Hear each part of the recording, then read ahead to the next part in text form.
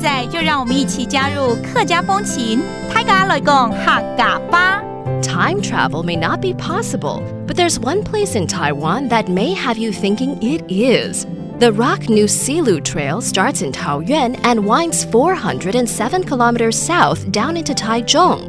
Once an old trade route used by the Hakka people, it now stands as a window onto this past civilization and how they used to live and do business. Last year, the Hakka Affairs Council even went to South Korea to help promote the region as a tourist site.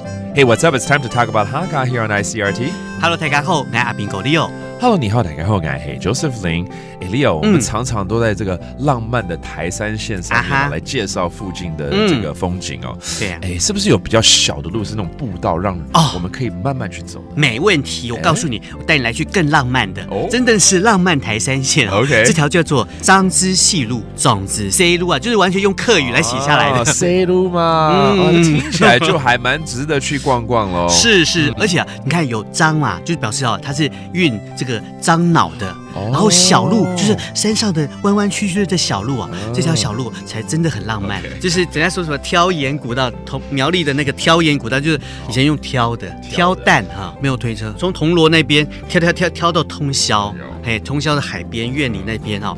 然后这边张之细路就是从这个桃园龙潭一直通到台中的东势那一带。等一下，你说早期人们在运输那些樟脑油，从桃园走这个山路到台中这么远，200公里之外，不是200公里，是400多了。什么？因为山路是弯弯曲曲的，不可能是一条直线。没错。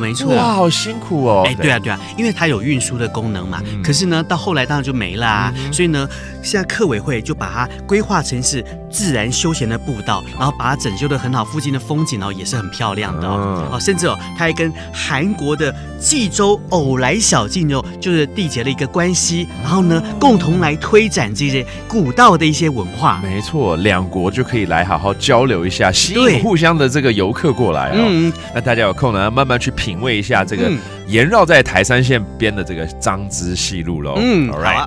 Okay, well, let's teach you some phrases right here, including the name of this trail. It's called 张之细路. 种子 C 路. 种子 C 路.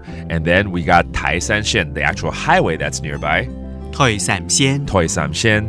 And finally, it's very romantic, 很浪漫啦。浪漫. There you have it. That does today's talk about Hakka. 什么大家？俺只say 张来了。客家风情由客家委员会监制。 We Love Hakka has been brought to you by the Hakka Affairs Council.